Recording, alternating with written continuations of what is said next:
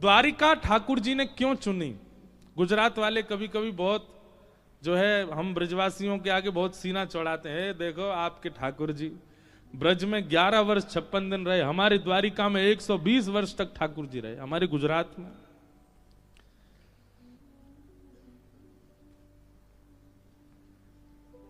कई बार व्यक्ति का जन्म हुआ भारत में, भारत में रहा बेचारा 18 साल तक पढ़ाई की, स्कूल वगैरह की, और 18 साल के बाद बेचारे को विदेश जाना पड़ जाता है। विदेश में पढ़ाई करने गया, यूनिवर्सिटी में पढ़ा, फिर वहीं उसकी जॉब लग गई, वहीं बिजनेस चालू हो गया, वहीं कोई पसंद आ गई, ब्याह कर लिया, बच्चे आदि सब हो गए। जन्मा कहां? भारत में। अपनी युवावस्था कहां व्यतीत की? भारत में। पर अब कहां रह रहा है 40 साल से? विदेश में। उससे पूछो मन लगता तुम्हारा? मातृभूमि की बहुत याद आती है। तो हमारे ठाकुर जी तो बेचारे मजबूरी में रह रहे हैं, नहीं ठाकुर जी को नित्य याद तो श्री वृंदावन की ही आती है।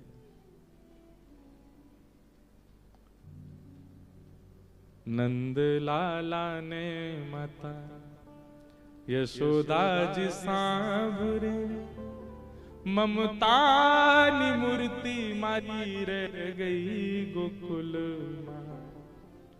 ठाकुर जी कह रहे हैं 56 भोगन थाल धराई के, 56 भोगन थाल धराई। मेरी गुजराती में उल्टा सीधा हो तो क्षमा।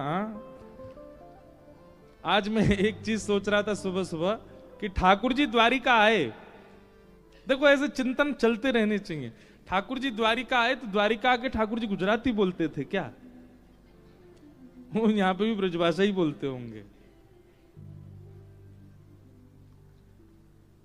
हमको तो बड़ा अटपटा सा लगता होगा है, पीतांबरी पहन करके, मोर मुकुट धारण करके, और कानों में मकराकृत कुंडल पहन करके, और शंख चक्र गदा पद्म धारण करके, एक हाथ में वंशी लेकर के द्वारिकाधीश चल रहे हैं।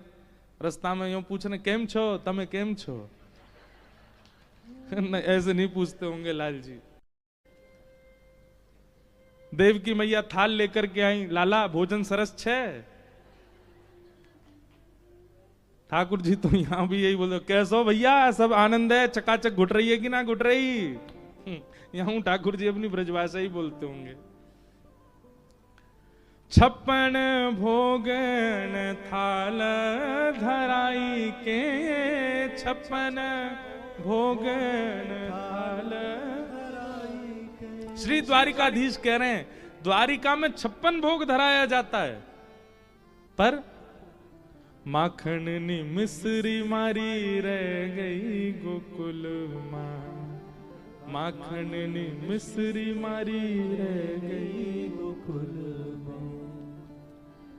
अब किसी को अगर हिंदी लिखनी आती हो और जिसको ये पद पूरा याद हो, हमको लिख के दे देना। अब गुजराती में नहीं लिखना, भाषा गुजराती हो पर लेखनी हिंदी हो तो दे देना, तो हम गाएंगे इसको कथा में। बहुत सुंदर। तो लोग बाग कहते हैं ठाकुर जी गुजरात में इतने वर्ष तक रहे, आपके ब्रज में 11 वर्ष 56 दिन रहे बस। पर भैया याद रखना, द्वारिका में भले ही 100 वर्ष से ऊपर ठाकुर जी रहे, पर आज भी पूरे कलिकाल में किसी भी मानव के हृदय पर जो प्रभाव 11 वर्ष की लीला डाल देती है, वो द्वारिका लीला नहीं डाल पाती। जो 11 वर्ष के ठाकुर जी की लीला वो जितनी भारी पड़ जाती है ना चित्त पर, वो द्वारिका लीला नहीं पड़ती। अवधि कितनी ज्यादा है ये महत्वपूर्ण नहीं है, जितनी है उसमें प्रेम कितना ज्यादा है वो महत्वपूर्ण है। यहां ठाकुर जी इतने वर्ष तक रहे, उसके पीछे भी एक कथा है। एक भक्त की मनोकामना के लिए ठाकुर जी यहां विराजे। कथा आती है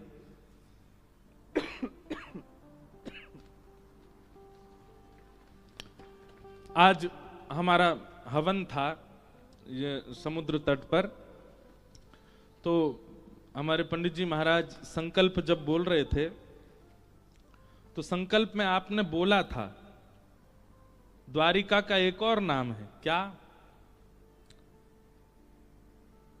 आनर्त प्रदेश। क्या नाम है? क्या नाम है? आनर्त प्रदेश। इसको आनर्त देश कहते हैं। अगर जब यहां पर संकल्प लिया जाता है तो आपको कहना पड़ेगा आनर्त प्रदेश है। गोमती तटे, गोमती सागर संगमे।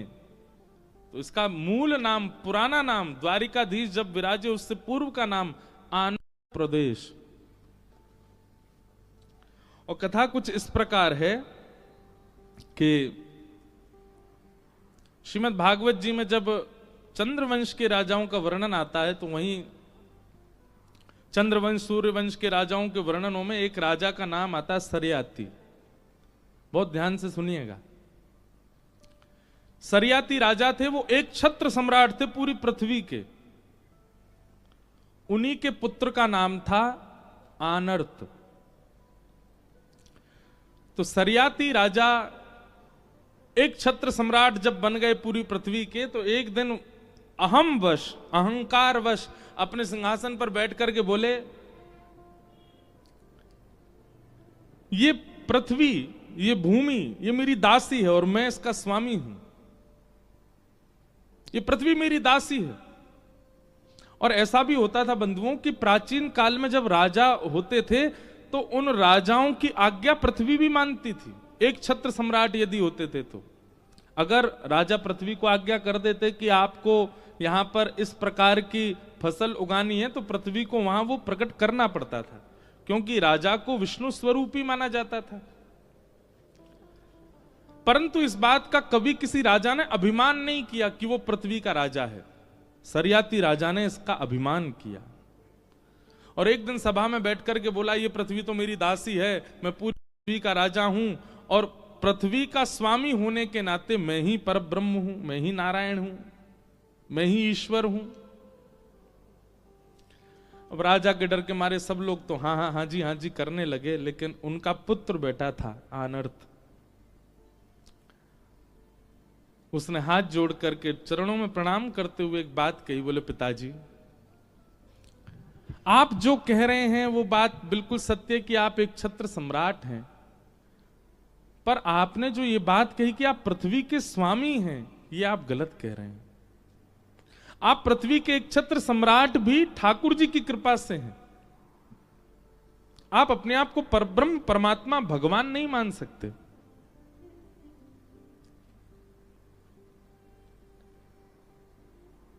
सुबह सुबह उठते ही कितने लोग हाथ देखते हैं, हाथ ऊपर करो। झूठे, सबरे झूठे।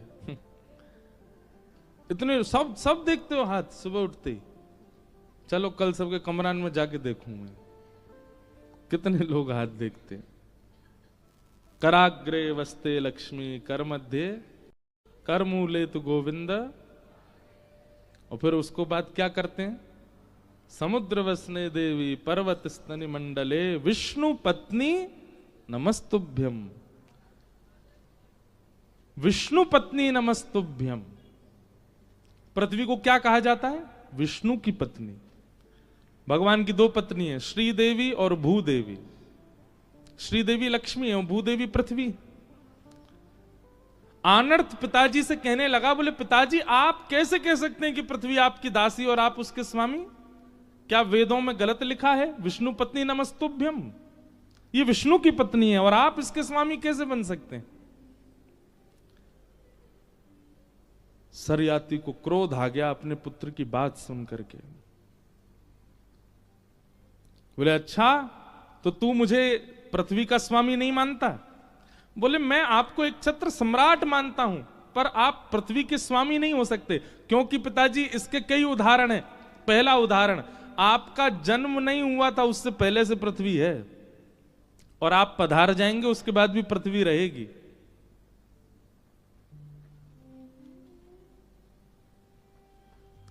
वो अनादिकाल से है और अनादि तक रहने वाली, आप उसके स्वामी कैसे हो सकते हैं? वो आपसे भी प्राचीन है। और दूसरी बात, भगवान की पत्नी है वो, और एक बार जिसका ब्याह हो गया, एक बार जिसको पतिवरण हो गया और सदा के लिए एक साथ रह रहे हैं, वेदों में भी प्रमाण है, उसका अन्य पति कैसे हो सकता है? इसलिए मैं वेद प्रमाण बात मानूंगा। आप पृथ्वी के सम्राट भले ही होंगे, स्वामी नहीं हो सकते। आनर्त और सरियाती में थोड़ी नोकझोंक हो गई। सरियाती ने कहा तो फिर ठीक है, तू मुझको अगर पृथ्वी का स्वामी नहीं मानता तो मैं पृथ्वी का एक छत्र सम्राट होने के नाते आज्ञा देता हूं, मेरी पृथ्वी के एक भी कोने में तू नहीं रहेगा, मेरे राज्य को छोड़ के चला जा। कहां जाएगा बता? पूरी पृथ्वी पर मेरा शासन है और मैं अपने शासन में तुझे रहने नहीं दूंगा। आनर्त बोला, आप पृथ्वी के सम्राट हैं, समुद्र के नहीं। मैं समुद्र में चला जाऊंगा, मैं समुद्र पर रहूंगा और समुद्र के स्वामी तो नारायण है। और आनर्त तुरंत निकल पड़े राज्य छोड़ करके और चलते चलते यहीं आए, इसी स्थान पर। और यहां आकर के समुद्र में कटी भर प्रवेश करने के बाद प्रवेश करते जा रहे थे, ऊर्ध्व भुजा धारण कर ली, एक पैर पर खड़े हो गए समुद्र की लहरों के बीच में और वहीं तप करने लगे ठाकुर जी का। आनर्त के इस तप को देख करके श्री ठाकुर जी बड़े प्रसन्न हो गए और प्रसन्न होकर के ठाकुर जी ने तुरंत समुद्र नारायण भगवान को आज्ञा की। बोले, पूरा पृथ्वी मंडल यहां का एक छत्र सम्राट सरियाती है, समुद्र का राजा मैं हूं, मैं आपको आज्ञा देता हूं, जिस क्षेत्र में जिस स्थान पर आनर्त खड़ा है उसके 100 योजन की भूमि आप खाली कर दीजिए, पीछे चले जाइए और उस भूमि का राजा, उस भूमि का स्वामी पृथ्वी का राजा ना होके आनर्त को बना दीजिए। इस पूरे 100 योजन के भूखंड में पृथ्वी के राजा की आज्ञा नहीं चलेगी, ये मेरी आज्ञा है। और भगवान ने आकाशवाणी करके समुद्र नारायण भगवान से कहा, आप 100 योजन भीतर चले जाओ, जहां वो खड़ा है उससे, और इतना पूरा क्षेत्र ये आनर्त का होगा। समुद्र नारायण तुरंत प्रकट हुए, आनर्त के तप से प्रसन्न होकर बोले, भगवान ने आज्ञा की है, आपको पिताजी ने देश से निकाल दिया और आपने ठाकुर जी की सत्ता को प्रमाणित करने के लिए अपने पिता का देश त्याग दिया। इसलिए भगवान ने आज्ञा की है कि आप जहां खड़े यहां से चारों ओर 100 योजन तक ही आपकी भूमि है, यहां पृथ्वी पर किसी राजा का शासन नहीं होगा और मैं अब पीछे हट रहा हूं। और समुद्र नारायण पीछे जाने लगे। आनर्त बहुत प्रसन्न तो हुए पर नेत्रों में अश्रु भर आए। ठाकुर जी के चरणों में प्रणाम किया, बोले, भगवान मेरी एक कामना सुन लीजिए। भगवान प्रसन्न हो गए, प्रकट हुए, बोलो क्या चाहिए बताओ। बोले, एक भक्त कभी नहीं चाहता कि उसके नाम से या उसकी सत्ता से किसी बात का प्रचार हो। भक्त कभी प्रचार में नहीं रहना चाहता। मैं नहीं चाहता कि इतिहास में या भविष्य में लोग इस भूमिखंड को मेरे नाम से जाने। जब कभी भी मेरा नाम लिया जाएगा मुझे तो पीड़ा होगी नाथ। आपने मुझे ये स्थान दिया है, ये भूमिखंड मुझको दिया है, मैंने मांगा नहीं था, मेरी इच्छा भी नहीं थी, पर आपने मुझे दिया है, तो कृपा करके अब मेरे इस स्थान को आप सुशोभित कीजिए, ये आपके नाम से जाना जाए, आपकी उपस्थिति से इसकी महिमा हो, ऐसी कृपा इस पर कीजिए। भगवान बड़े प्रसन्न हो गए। समझ रहे ना कथा पूरी? आनर्त से बहुत खुश हुए। ये कथा बहुत लोगों को नहीं पता होगी। भगवान बोले, हम योजना बनाएंगे और तुम्हारी इस भूमि को हम ही पवित्र करेंगे। फिर आनर्त के वंश में एक राजा हुए। उन राजा का नाम था रैवत। क्या नाम था? रैवत। रैवत की पुत्र की पुत्री का नाम था रेवती। रेवती जी का विवाह हुआ बलराम जी के साथ, और बलराम जी से रेवती जी के विवाह करने में रैवत राजा ने अपनी पौत्री, अपनी पुत्र की पुत्री के ब्याह में दहेज रूप में आनर्त देश को प्रदान किया, द्वारिका को प्रदान किया। ये एक कथा शास्त्रों में ऐसी बताई जाती है। दहेज में मिली ठाकुर जी को, और ठाकुर जी को भी नहीं, बड़े भैया को दहेज में मिली द्वारिका नगरी। तो बलराम जी को तो पहले बड़ा संकोच हुआ, बोले दहेज में, हमको तो दहेज चाहिए ही नहीं, और ये तो हमारे जो पितामह ससुर जी हैं ये तो पूरी की पूरी भूखंड ही दे रहे हैं। तब ठाकुर जी ने बलराम जी को समझाया, बोले ये नहीं दे रहे और आप ले भी नहीं रहे हैं, ये एक पूर्व की कथा है, इनके पूर्वज आनर्त को हमने वचन दिया है कि उसकी भूमि को हम स्वीकार करेंगे, इसलिए आप ले लीजिए। और तब इस भूमि को पाकर के आनर्त देश से इसका नाम परिवर्तित हो गया, और क्योंकि द्वार द्वार पर ब्रह्म विराजमान हो गए, द्वारी द्वारी कम ब्रह्म, इसलिए इस स्थान का नाम द्वारिका हुआ। जहां हर द्वार से वैकुंठनाथ का दर्शन हो सकता है उसका नाम है द्वारिका। आप लोग भले ही, हमारा जो रिजॉर्ट है वो भले ही द्वारिका से 7-8 किलोमीटर की दूरी है, पर यहां पर भी अगर पीछे बालकनी है, कहीं पे खिड़की, कहीं से भी खोल के देख लो, आपको जगत मंदिर, द्वारिकाधीश जी के मंदिर का नाम क्या है? जगत मंदिर। जगत मंदिर का दर्शन आपको सब जगह से हो जाएगा। द्वारिका में आप कहीं चले जाओ, किसी भी खिड़की छत से जाकर के देख लो, आपको मंदिर जरूर दिख जाएगा, ध्वजा जी दिख जाएंगी। ऐसा कोई ही ऐसा स्थान होगा जहां से द्वारिकाधीश जी का मंदिर ना दिखे। आप जैसे ही द्वारिका क्षेत्र में प्रवेश करेंगे, किसी भी कोने में चले जाओ, आपको मंदिर जरूर दिखेगा।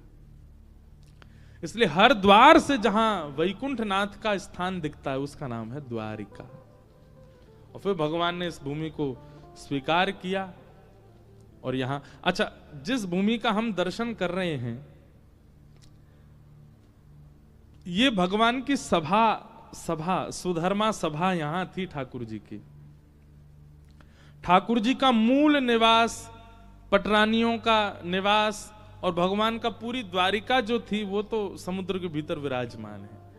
हम जिस द्वारिका का दर्शन कर रहे हैं ये ठाकुर जी की स्वधर्मा सभा, जहां ठाकुर जी बैठ करके अपनी सभा करते थे, सब राजाओं से बैठ के चर्चा करते, आदि आदि सब वार्ता होती, ये वो सभा स्थान है द्वारिका। ऐसी द्वारिका आनर्त पर कृपा करने के लिए श्री ठाकुर जी द्वारिका में आकर के विराजमान, इसलिए ठाकुर जी ने इस भूमि को चुना। लोग पूछते हैं कि यही खंड क्यों चुना गया, इतनी बड़ी दुनिया में यही क्यों चुना ठाकुर जी ने? इसलिए चुना क्योंकि आनर्त ने इस भूमि पर तपस्या करके इसको अपना बनाया, और अपना बना करके ठाकुर जी को अर्पित किया था, इसलिए ठाकुर जी यहां द्वारिकाधीश बन के विराजे। बोलो द्वारिकाधीश की। तो अगर कोई आपसे पूछे तो आप यहां का पूरा भाव अब बता सकते हैं कि ठाकुर जी द्वारिका में क्यों बसे, ब्रज छोड़ करके ठाकुर जी यहां क्यों आए। वहां नाथ द्वार में अजब कुमारी के लिए ठाकुर जी चले गए। देखो, ब्रज प्राणों से भी ज्यादा प्रिय है ठाकुर जी को। एक पद है अष्ट सखाओं का, उस पद में श्री संभवतः कुंभनदास जी का है, कहा करूं वैकुंठ ही जाए, कहा करूं वैकुंठ ही जाए, कहा करूं वैकुंठ ही जाए, कहा करूं वैकुंठ ही जाए, कहा करूं वैकुंठ ही जाए, कहा करूं वैकुंठ ही जाए। श्री गोविंद दास जी का पद है। सब लोग गाना मुझसे कल कह रहे थे, बोले महाराज जी आप अपने भाव सुनाओ। एक तो हमारी एक आदत है कि हम इस मंच पे बिल्कुल शून्य होके बैठते हैं, वातावरण, हवा, वायु जो बुलवा देगी हम वही बोलते हैं। हम अपने वश में नहीं रहते व्यास मंच पे, सोच विचार के तो कभी बोलता ही नहीं। तो यहाँ जो भी निकल रहा है इसका मतलब है वो व्यास पीठ ही बुलवा रही है। अब चाहे वो पद हो, चाहे वो भजन हो, चाहे वो कोई कथा हो। और विशेष रूप से मुझे पद गाना बहुत प्रिय लगता है, इसलिए ये पद भले ही आपके तन को नहीं नचाएंगे, पर आपका मन रूपी मयूर नृत्य करेगा, इसलिए भाव से गाइए। ठाकुर जी कह रहे हैं, कहाँ करूं वैकुंठ ही जाए, कहाँ करूं वैकुंठ ही जाए, जहाँ नहीं वंशी वट यमुना गिरी, जहाँ नहीं वंशी वट यमुना गिरी, जहाँ नहीं वंशी वट यमुना गिरी, जहाँ नहीं वंशी वट यमुना गिरी, गोवर्धन और नंद की गाय, गोवर्धन और नंद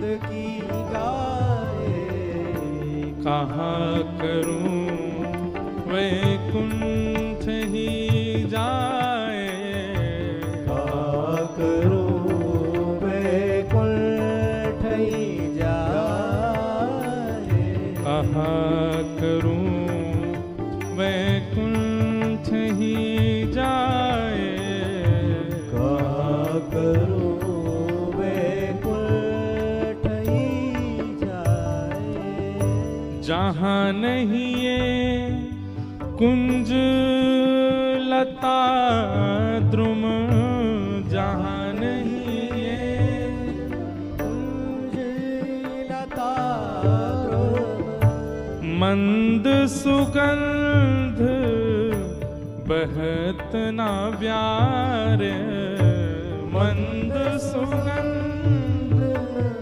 बहत नहीं प्यार, गोविंद प्रभु तज नंद सुवन को, गोविंद प्रभु तज नंद सुवन को, ब्रज तज मोरी जाए बलाए, ब्रज तज मोरी जाए बलाए, कहाँ करूं वैकुंठ ही जाए, कहाँ करूं वैकुंठ ही जाए, कहाँ करूं वैकुंठ ही जाए, कहाँ करूं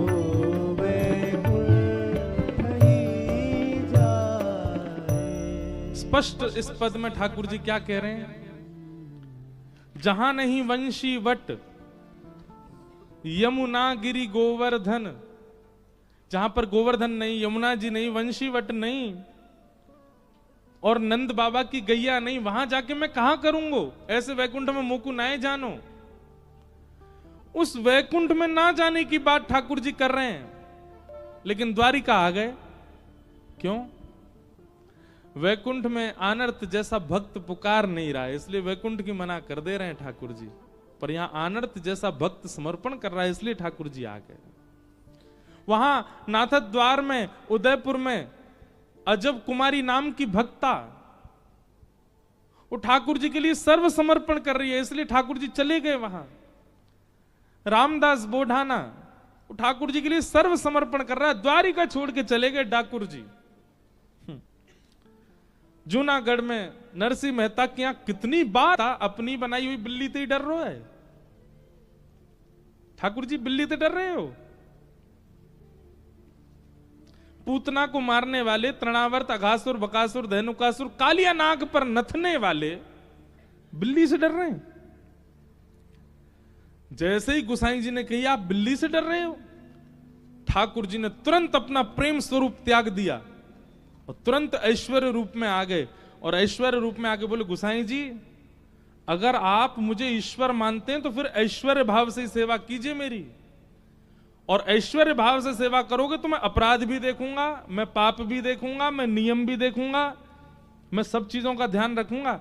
लेकिन क्योंकि आप वात्सल्य भाव से मेरी सेवा करते हैं इसलिए मैं लाला बन के सेवा करवा रहा हूं, और लाला बन के सेवा करवाऊंगा तो लाला को तो डर भी लगे, बिल्ली तू लगेगो, छिपकली तू लगेगो, चेंटी तू लगेगो। लेकिन आप पहले ही बता दीजिए, आपके अंदर अगर ऐश्वर्य भाव आ रहा हो तो फिर मैं भी ऐश्वर्य बन करके ही अपनी सेवा कराऊंगा। गोसाई जी बोले क्षमा क्षमा भगवान क्षमा, आप लाला ही बने रहो। तो ऐश्वर्य रूप ब्रज के बाहर सब जगह है ठाकुर जी का, पर वृंदावन में तो ठाकुर जी को प्रेम स्वरूप है। कैसा प्रेम स्वरूप है लाल जी को? पूरी दुनिया के लिए वेदों में नियम लिखा है कि सूर्य उदय से पहले उठ जाना चाहिए हर व्यक्ति को, पर हमारे वृंदावन में वही लाला जाकी वेद नेति नेति करके आराधना करते हैं, वही लाला 8 बजे उठे, दुनिया नहा धो करके परिक्रमा करके संध्या वंदन करके नाश्ता पानी कर ले, तब हमारे लाल जी की उवासी हो गए, खुले आंख, आहा। ठाकुर जी बिहारी जी की मंगला होती है 8 बजे, और वो उसमें भी घंटी नहीं बजती। क्यों? घंटी बज जाएगी तो लाला डर जाएगा हमारो, बिना घंटी की आरती घुमाए तो। क्यों? क्योंकि वहां ऐश्वर्य रूप नहीं है, प्रेम स्वरूप है ठाकुर जी का। तो ये 2 स्वरूप हैं, ऐश्वर्य और प्रेम। प्रेम स्वरूप पूरे ब्रह्मांड में केवल वृंदावन में है, और ऐश्वर्य पूरे ब्रह्मांड में। सब जगह ठाकुर जी ऐश्वर्यवान बन के बैठे हैं।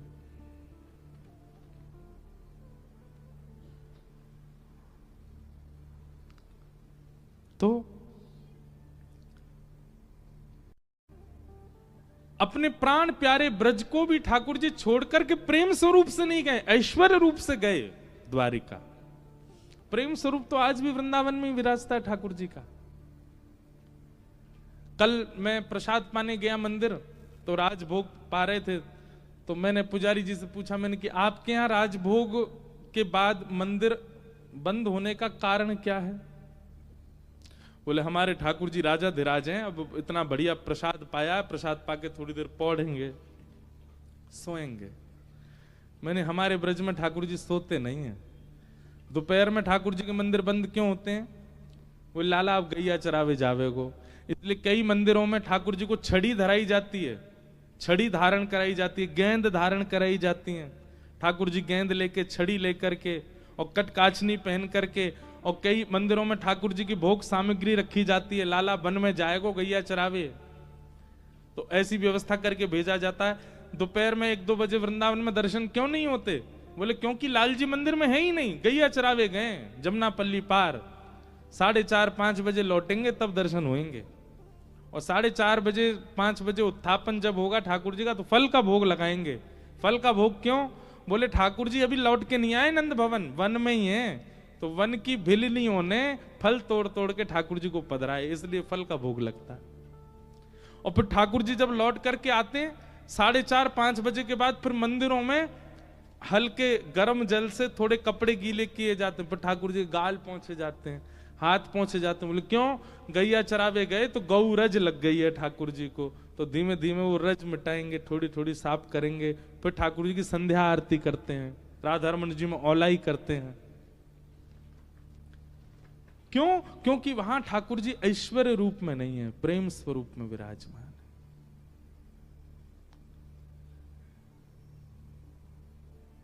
ये ठाकुर जी का ऐश्वर्य रूप है। ठाकुर जी में ऐश्वर्य रूप है, पर हां, व्यक्ति भले ही कितना भी ऐश्वर्यवान हो जाए, वो अपने हृदय का प्रेम नहीं छुपा सकता। इसलिए आज भी द्वारिका में श्रृंगार आरती में सुबह और शाम को संध्या आरती में आज भी ठाकुर जी वंशी धारण करते हैं। श्री द्वारिकाधीश चतुर्भुज हैं, पर वंशी धारण होगी ठाकुर जी को। संध्या आरती, श्रृंगार आरती में ठाकुर जी वंशी बजाते हैं, मतलब श्रृंगार करके आज भी ठाकुर जी वृंदावन को याद करते हैं, श्री द्वारिका में रहते भाई भी। ऐसे ठाकुर जी का प्रेम भाव है। द्वारिकाधीश को भी अगर आप वृंदावन प्रेम से पुकारोगे तो ठाकुर जी को और अच्छा ही लगेगा। हम तो जाके ऐसे ही बोले, मैं लाला बहुत जोर से आनंद कर रहा हो, हमारे ब्रज में पलो बड़ो, यहाँ के राजा धीराज बन गए, आनंद आ रहा हो, खूब जोर से बैठो सिंहासन में, ठीक है बढ़िया लाला, चकाचक भीतर बैठो रे, हम ब्रजवासी दूर दूर खड़े हैं। ऐसे करके ठाकुर जी से थोड़ी चर्चा करें तो ऐसा लगता है कि ठाकुर जी सुन रहे हैं, प्रेम स्वरूप नहीं भूलते। ऐसे श्री द्वारिकाधीश बड़े आनंद से विराज रहे हैं और उनकी चरण सन्निधि में हम आप सब लोग कथा का श्रवण कर रहे हैं। बीच बीच में कुछ द्वारिका के महात्मा और भाव प्रकट होते हैं, सबको प्रणाम है। आइए भागवत जी के प्रसंग में प्रवेश करें। कल हम लोगों ने मंगलाचरण सुना था भागवत जी का, अब उससे आगे की चर्चा श्रवण करते हैं। 88,000 सौनकादि ऋषि नैमिषारण्य में मानव कल्याण के लिए यज्ञ करने के लिए बैठे थे, पर इन सबको यह लगने लगा कि यज्ञ से मानव कल्याण नहीं होगा, मानव के कल्याण के लिए कुछ अलग करना पड़ेगा, कुछ ऐसा करना पड़ेगा जिससे प्रभाव पड़े मानवों के चित्त पर। तब विचार करने लगे क्या करें।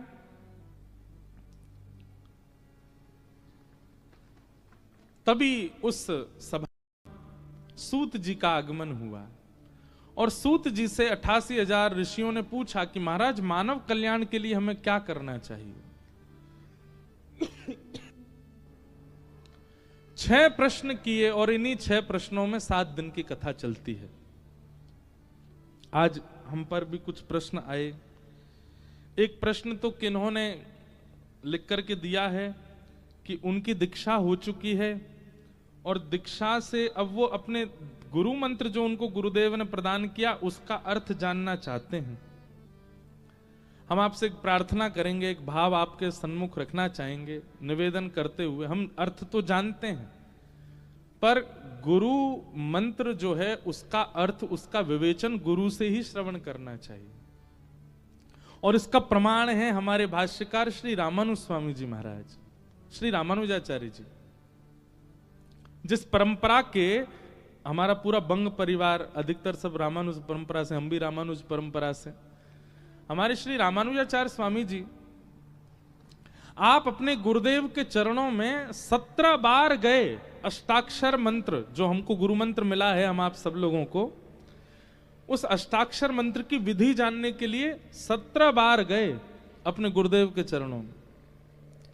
और हर बार इनके गुरुजी टाल देते, नहीं बताते या भाव कुछ अन्य कह देते, पर रामानुज स्वामी जी नहीं माने, बार बार गुरुदेव के पास जाते कि अष्टाक्षर मंत्र की विधि क्या है, ये जो अष्टाक्षर मंत्र हम लोग जपते हैं इसका अर्थ क्या है, मुझे बताइए। ये हमारे भाष्यकार श्री रामानुज स्वामी जी का दर्शन। आप शेषावतार श्री बलराम जी, लक्ष्मण जी ही बलराम जी बने और वही बलराम जी ही कलयुग में शेषावतार श्री रामानुजाचार्य जी के रूप में प्रकट हुए। जब इतनी ललक आपके भीतर जग गई गुरु मंत्र की विधि जानने की, तब 17 बार के बाद गुरुदेव ने कृपा की और सोचा कि इतना इतना उत्सुक है गुरु मंत्र की विधि जानने का, तो अब मैं इनको बताऊंगा। और गुरुदेव ने तुरंत उनको बैठा करके अष्टाक्षर मंत्र की विधि बताई। हमारे यहां गुरु मंत्र को माइक पे या स्पष्ट नहीं बोलना चाहिए। तो जब गुरुदेव ने अष्टाक्षर मंत्र की विधि बताई और विधि बताते ही रामानुज स्वामी जी तुरंत गुरुदेव को प्रणाम करके एकांत में गए और एकांत में जाकर के जैसे ही अष्टाक्षर मंत्र करना प्रारंभ किया, इतने में ही चंदन की सुगंधी आने लगी, कपूर की सुगंधी आने लगी, केसर की सुगंधी आने लगी, दिव्य तेज आंखों में पड़ने लगा। केवल एक अष्टाक्षर उच्चारण ही किया था, इतने में ही ये सब अनुभूतियां होने लगी। सुंदर मंद सुगंध शीतल हवा बहने लगी। आपने जैसे ही नेत्र खोल करके देखा, शंख चक्र गदा पद्मधारी श्रीमन नारायण साक्षात सन्मुख खड़े हैं। गुरु मंत्र की विधि जानने के तुरंत बाद ठाकुर जी का दर्शन हो गया। रामानुज स्वामी जी ने जैसे ही ठाकुर जी को देखा, हमारे श्री नाभा जी भक्तमाल जी में वर्णन करते हैं, रामानुज स्वामी जी ने तुरंत प्रणाम किया ठाकुर जी को, और प्रणाम करके भगवान तो इतने प्रसन्न थे कि हमसे थोड़ी बात करें, कुछ कहें, पर रामानुज स्वामी जी ने कोई बात नहीं करी, तुरंत दौड़ करके गए और श्री रंगनाथ मंदिर के गोपुरम पर चढ़ गए, और गोपुर हुए आरूढ़ उच्च स्वर मंत्र उचारो। आपने गोपुर पर आरूढ़ होकर के जिस मंत्र को गोपनीय रखना चाहिए था, अष्टाक्षर मंत्र को, जोर जोर से सबको सुनाने लगे।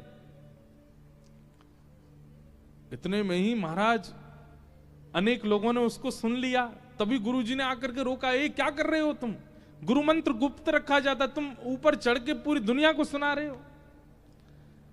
रामानुज स्वामी जी उतर करके आए, गुरुदेव के चरणों में प्रणाम करके कहा, गुरुजी भले ही नियम था कि गुरु मंत्र गोपनीय रखना चाहिए, पर जिस मंत्र का उच्चारण करते ही, जिस मंत्र की विधि जानते ही मुझे प्रत्यक्ष भगवान दिख गए, उस मंत्र को मैं गोपनीय नहीं रख सकता। ये तो मैं पूरी दुनिया को बता दूंगा ताकि सबको भगवान का दर्शन हो जाए, कोई भी भगवत दर्शन से विमुख ना रहे, मैं तो सबको दर्शन करा दूंगा। इतने सरल, इतने सहज श्री रामानुज स्वामी जी। तब गुरुदेव ने समझाया, बोले देखो अब तो कर दिया, अब नहीं करना, अनधिकारी सुन ले तो। संसार में बड़े विलग लोग हैं, अगर किसी को पता चल जाए कि मंत्र बोलने से भगवान मिलते हैं, गाड़ी पंचर हो गई बीच में, तुरंत मंत्र बोल दिया, हे द्वारिकाधीश पधारो। तो कल अखबार में अगर निकल आवे, फलानी यूनिवर्सिटी में एक ग्रंथ है, उस ग्रंथ में एक मंत्र लिखा, उससे भगवान प्रकट हो जाते हैं, सब भागेंगे उसी यूनिवर्सिटी में, कौन सा ऐसा मंत्र। और अधिकतर लोगों का उस मंत्र को जानने की इच्छा किस लिए होगी? भगवत दर्शन के लिए नहीं, इच्छा पूर्ति। इसलिए हमारे आचार्यों ने मंत्रों को गुप्त रखने की आज्ञा दी। तो इसलिए आपने जो ये बात पूछी है कि आपके गुरुदेव ने जो आपको मंत्र दिया वो आपने लिखा भी है, और आपने एक संकेत भी किया कि भगवत गीता में वह श्लोक है, उसका आप भाव प्रकट करें, क्योंकि ये गुरु आज्ञा से आपको प्राप्त है। इसलिए हम निवेदन करेंगे कि आप अवसर मिलने पर अपने गुरुदेव से ही इसका भाव जानें, तो ही उसका लाभ है। और इस प्रकार मंच से तो प्रकट करना भी उचित नहीं है हमारी पद्धति में। अब आपकी पद्धति में होता हो तो बात अलग है, हमारी रामानुज पद्धति में गुरु मंत्र और गुरु आज्ञा का प्रचार नहीं करना चाहिए। आपका भाव हम द्वारिकाधीश जी से कृपा करेंगे, आपके गुरु जी जल्दी आपको आपके मंत्र की विधि बताएं। फिर एक और प्रश्न आया है, आपने कहा है कि मेरा मन बहुत शीघ्र ही हर किसी के प्रति आदर भाव प्रकट कर देता है, इसका कई बार परिणाम ऐसा निकलता है जैसा कल्पनाओं में भी कभी नहीं सोचा। मतलब आप गलत ही बोलना चाह रहे हैं कि आप बहुत जल्दी सबका आदर कर देते हैं, सबके प्रति आपका सम्मान का भाव आता है, और उसके बाद फिर कल्पनाओं में भी नहीं सोचा, ऐसा कुछ घटना घटती है। व्यक्ति की परख कैसे करूं? अच्छा करने के बाद भी, अच्छा सोचने के बाद भी लोग गलत भाव रखते हैं, मैं फिर हरी इच्छा मानकर स्वीकार। आधा पन्ना पढ़ा है तो उसमें पद प्रशस्त करें। मतलब आपका भाव यही है कि आप सबके प्रति सम्मान का भाव रख लेते हैं, आदर का भाव रख लेते हैं, पर लोगों की विचारधारा विचित्र होती है। लोगों की परख कैसे हो? सबसे पहली बात, ये आपके ऊपर बहुत बड़ी कृपा है कि आपको सबके अंदर केवल गुण दिखते हैं। ये बहुत बड़ी कृपा है, ये मानव का स्वभाव नहीं है, ये दैव स्वभाव है कि आपको सबके अंदर गुण दिखता है। ठाकुर जी का ये स्वभाव है, गुरु का ये स्वभाव है, सब में गुण देखना। और राक्षसों का स्वभाव क्या? राम जी में भी अवगुण देखना, ये राक्षस का स्वभाव। जिन राम जी को देख करके पत्थर भी पिघल रहे थे, उन राम जी को देख करके रावण तब भी यही सोच रहा है, ये बनवासी राम मेरा क्या बिगाड़ेगा। उसको वहां पे भी दोष ही दिख रहा है। तो इसका मतलब क्या है? गुण दर्शन करना ये भगवत कृपा है। परंतु कई बार गुण देख करके आप उसका बहुत सम्मान कर देते हैं, तो फिर उसका गलत भाव अपनाना आपके जीवन में आ जाता है। तो उसके लिए क्या करें? हमने अपना अनुभव किया है वही बताएंगे। सत्संग व्यक्ति को 3 बातें सिखाता है। आंख पढ़ना, नेत्रम, वक्त्रम और विकारेण। जब आप बहुत सत्संगी हो जाते हैं, खूब अच्छे से सत्संग करने लगते हैं, रोज कथा सुनने लग जाते हैं, तो आपको 3 चीजों की परख होने लग जाती है। व्यक्ति के नेत्र, व्यक्ति की वाणी और व्यक्ति की चाल ढाल, आकृति, उठता कैसे, बैठता कैसे, इन सब से आपको पता चल जाएगा कि व्यक्ति संबंध बनाने योग्य है कि नहीं। याद रखिएगा, दोष नहीं देखना है, अवगुण नहीं देखना है, पर हां कितना सामीप्य बनाना है, यह सत्संग आपको सिखा देगा। आप व्यक्ति के नेत्रों की मटकाने से ही पता कर लोगे कि यह स्थिर स्वभाव वाला है कि नहीं। उसकी आंखें पलकें कितनी बार झपकती हैं, उसी से ही अनुभव होने लग जाएगा कि इसका स्थिर मन है कि नहीं। पहली बात नेत्रम, दूसरी बात वक्त्रम। बात करते समय किन शब्दों का प्रयोग करता है, उन शब्दों से पता चल जाएगा कि ये व्यक्ति उचित है कि नहीं, ये व्यक्ति संबंध बनाने योग्य है कि नहीं। अब देखो, एक बात हम सामान्य बात बताएंगे, ज्यादा क्लिष्ट नहीं। एक व्यक्ति बहुत अच्छी सेवा करते अपने ठाकुर जी की, तो मुझे मिले, महाराज जी मेरे ठाकुर जी का दर्शन कर लीजिए। मैंने कहा भैया हम तो कथा में व्यस्त हैं, हम तो नहीं जा पाएंगे। तो उन्होंने कहा मैं अपने ठाकुर जी यहीं ले आऊंगा। अब ले आऊंगा शब्द, इस शब्द से यह पता चलता है कि वह व्यक्ति ठाकुर जी की सेवा में अति निपुण नहीं है। अगर अति निपुण होता, ठाकुर जी को सामान्य व्यक्ति भाव से ले आऊंगा नहीं कहेगा, क्या कहेगा, मैं अपने ठाकुर जी पधराऊंगा। अब ये एक शब्द आ जाता है तो पुष्टि मार्गीय भाव, पर सेवा में अति रहने वाला व्यक्ति फिर शब्दों से उसके से पता चल जाता है कि वो क्या कह रहा है। महाराज जी, अब कई लोग भोजन पवाते हैं, आपको रोटी डाल दूं, रोटी डाल दूं, चटनी डाल दूं, सब्जी डाल दूं। अब ये डाल दूं शब्द से क्या पता चलता है कि इन्होंने संतों को भोजन कराया ही नहीं है कभी, ये वैष्णवों को भोजन नहीं कराना जानते, इसीलिए बोल रहे हैं डाल दूं। हम कोई गैया हैं, बछड़ा हैं, कौन है डाल दूं। वैष्णव को क्या कहा जाता है, आपको सब्जी परोस दें या पधरा दें। कभी संतों की पंगत में बैठोगे तो संतों की पंगत में परोसने की भी एक नियम, वहां पे नमक नहीं कहेंगे, वहां पे राम रस। अब बेचारा जिसने कभी संत पंगत नहीं पाई होगी, राम रस आ रहा डाल दो, राम रस होता नमक। रोटी राम, रोटी राम, रोटी राम। महाप्रसाद में, अब देखो बंबई का बच्चा अगर बैठ जाए पंगत पाने और महाराज पंगत बोल रही महाप्रसाद महाप्रसाद महाप्रसाद महाप्रसाद, अब वो पहले महाप्रसाद मतलब कोई विशेष प्रसाद होगा, महाप्रसाद कहते हैं चावल को। तो शब्दों से व्यक्ति कैसा है और किस संगति में रहता है पता चल जाता है।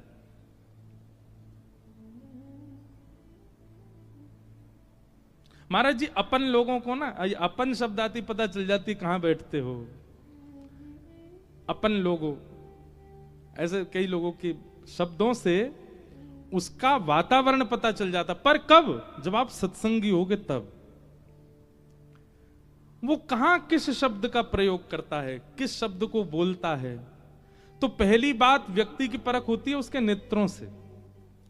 स्थिर नहीं है, धीर नहीं है, गंभीर नहीं है, इसका मतलब है संबंधवर्ती व्यक्ति नहीं है।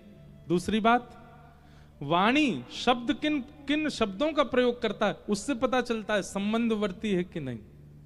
और तीसरी बात, चलता कैसे है, उसकी चाल कैसी, बैठता कैसे। किसी स्थान पर सोफा पे कई लोग बैठते हैं, आके सीधे अपने हाथ टांगे, पांव यूं धरे, ऐसे पूरा करके बैठ जाते हैं, तो पता चल जाता है कि बहुत सत्संगी व्यक्ति नहीं है। अब आप लोग अपनी मुद्राएं मत बदलो, जैसे हो वैसे ही रहो। कई लोग बेचारे धीमे धीमे हाथ सीधा कर रहे हैं, पैर नीचे कर रहे हैं, ये सब मत करो, आप जैसे हो वैसे ही रहो। उसके कपड़े पहनने का ढंग उससे पता चल जाता है कि वो कैसे वातावरण का है। तो नेत्रम, वक्त्रम, विकारेण, इन 3 चीजों से व्यक्ति की परख होनी शुरू हो जाती है। पर कब? जब आप सत्संगी हो के तब। बिना सत्संग की अभी पता चली यहां से कथा उठते ही गए और महाराज एक दूसरे की आंख देखने लगे, चप्पल नेत्र हैं तुम्हारे, महाराज जी आज बता रहे थे बहुत मटकते हैं इधर उधर। ये देखो तुम कैसे शब्द का प्रयोग कर रहे हो, देखो तुम बिस्तर पे आके कैसे औंधे लेट को, महाराज जी बोल रहे थे विकार से पता चलता है व्यक्ति कैसा है। ये सब अभी परखने मत लग जाना। कम से कम अपने कानों को पहले बहु सत्संग प्रदान करो। जब अधिक मात्रा में आप सत्संग करने लग जाएंगे तो ये करना नहीं पड़ेगा आपको, आपको जबरदस्ती देखना नहीं। आपकी पहली झलक पड़ते ही व्यक्ति की आपको इतना पता चल जाएगा कि ये अति संबंध बनाने योग्य है कि नहीं। हाँ, आप देखोगे उसमें भी गुण अच्छा है, भले ही कुछ भी हो पर ये गुण इनमें है। पर हाँ, मुझे इनसे कितनी दूरी रखनी है ये आपको अनुभव हो जाएगा।